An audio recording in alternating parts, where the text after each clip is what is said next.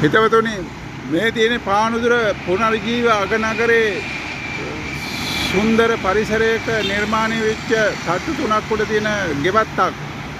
පානුදුර නගරයට අභිමානයක් වූ මේ සුන්දර ගෙවත්තේ කොටස් YouTube, Facebook, WhatsApp, TikTok කරා මම වීඩියෝ පෙන්නනවා, වීඩියෝ දානවා. ඒවා බලන්න රටේ ජනතාව, රටේ ජනාධිපතිවරයා අනුර කුමාර සහෝදරයා, ලාල්කාන්ත සහෝදරයා, කෘෂිකර්ම ඇමති මේ තට්ටු තුනක් උඩ තියෙන මේ ගෙවත්ත ගැන අවධානය යොමු කරන්න රටේ ජනතාවගෙන් මං ඉල්ලනවා. මේ වීඩියෝ බලන්න දවසින් දවස මම මේ මගේ හැකියාව තට්ටු තුනක් උඩ මම කරලා තියෙන මොකද්ද කියන එක මම රටේ ජනතාවට පෙන්නනවා. රටේ ජනාධිපතිවරයා මේ ගැන අවධානය යොමු කරන්න. මේ පුනරුදේ මිනිසා මොකද්ද මේ තට්ටු තුනක් උඩ කරලා තියෙන්නේ? මේක ලංකාවටම එකයි.